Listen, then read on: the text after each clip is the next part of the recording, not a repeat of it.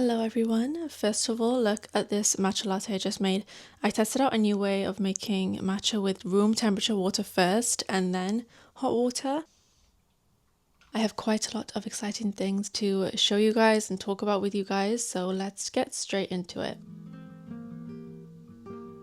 Living in the UK, the winters are so long, so dark, so I always end up wearing a big coat over everything, which ruins the outfit 99% of the time. So I just love spring and summer fashion. Let's start with this blouse from Madewell. This is officially my favorite white blouse of all time. It really reminds me of Darwin, but it's actually less than half the price, I think. It's really good quality. It flows very nicely. I love the ruffles in the middle, and also I really love this kind of bell sleeve. Is it called a bell sleeve? I just think it's so pretty and chic and simple.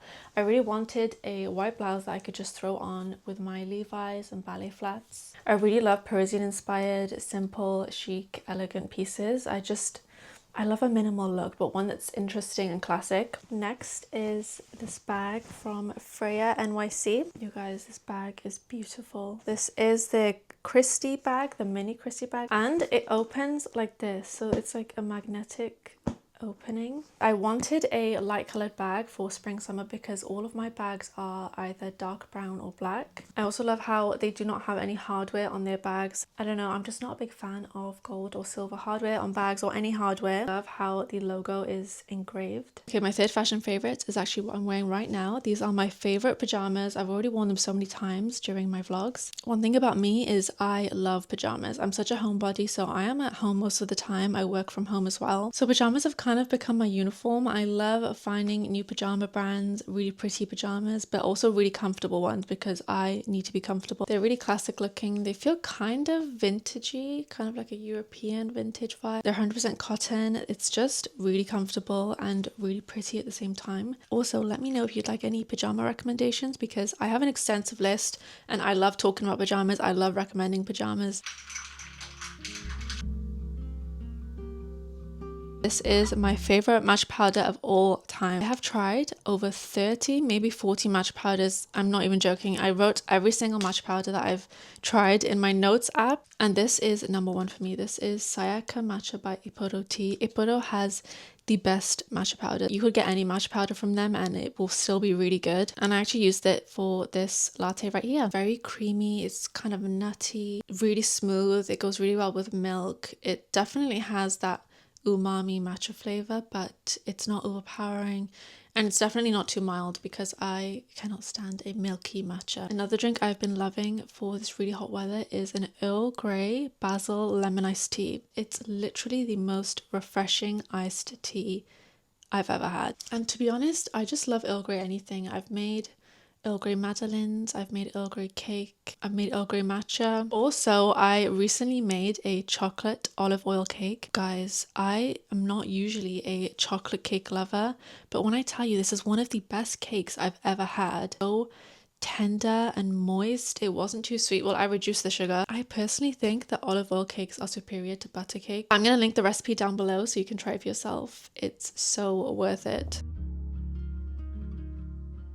This is quite literally the prettiest, most ethereal, princess-like, fairy-like, dewy rose perfume I've ever smelled in my life. As soon as I smelled the sample of this, I knew I had to get a full bottle, and that's a really rare thing for me. And on top of that, I am not a huge fan of floral or rose perfumes, but I think this has completely converted me. It genuinely smells like I'm napping in a dewy rose and there's a glistening blue lake next to me. It's watery and green and floral, and then it dries down to the most beautiful, creamy, musky rose scent ever. I almost forgot, but this is Glass Blooms by Regime de Fleur. It's just a little sample. This has to be my second favorite out of their collection. It's a very clean, kind of soapy, very bubbly floral. I heard someone say that this is like sitting in a bath, a bubble bath of rose petals, and I have to agree. It's the kind of scent that makes me happy as soon as I smell it. I don't want to use the term clean girl, but it's very much that. Another perfume I have been loving is Ilio by Diptyque. Diptyque has really captured the essence of a hot summer's day at the beach where the water's flowing, there's a slight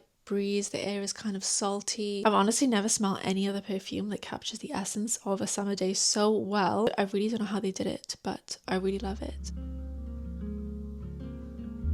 Okay, let's start with my current read. This is The Creative Act by Rick Rubin. This has to be my favorite read of the year so far, even though I think I'm only a quarter of the way through it. I don't know what it is. I just really get through non-fiction books a lot easier and quicker than fiction books. This is honestly such an eye-opening read. It really goes into what it means to be an artist, the essence of an artist, how to best spend your time to open yourself up to new ideas, how to practice creativity in the little things every day. Just really appreciate the way Rick Rubin thinks about creativity. And I really like this quote here. He says, instead of striving for perfection, a more skillful goal might be to find comfort in the process, to make and put out successive works with ease. The ultimate goal isn't to be perfect or to make anything perfect. It really is to get yourself into the habit of creating and making that process a sort of second nature for yourself. I'm definitely going to give a full review once I have finished it. But that's all for now. Okay, I've been absolutely binging Your Friends and Neighbors. It's on Apple TV, and if you haven't watched it, I'm telling you to watch it. It's basically about this man who has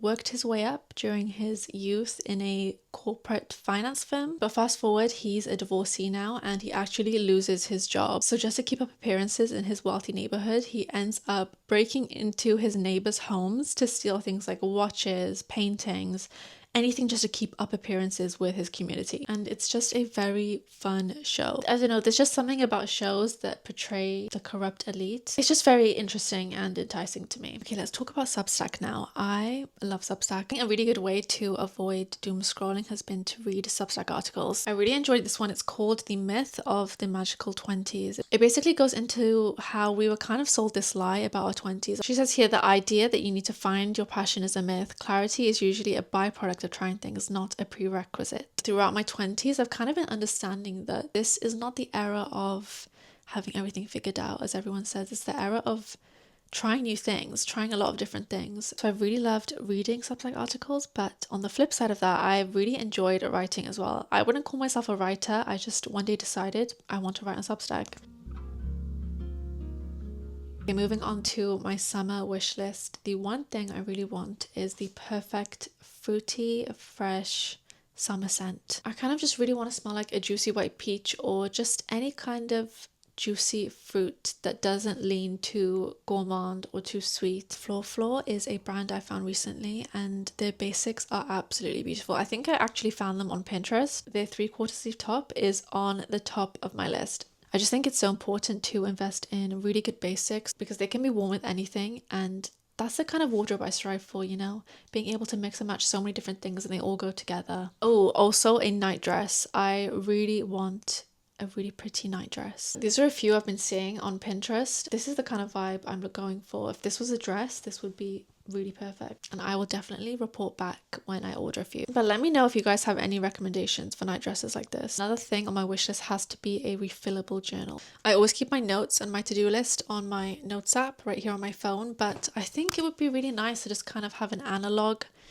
notebook where I can write my to-do list, content ideas, notes on my design work. And also I've come across July Rose Jewelry, and she makes the most beautiful handmade kind of plaques, pendants to go onto these journals. I've seen a lot of them online and it's just so precious. I really need one. And you can get them personalized too. Another thing on my wish list is the perfect summer evening. I really want to spend one evening at an outdoor cafe, just having a cheese board, maybe a bit of wine with some chess. I've really been getting into chess recently.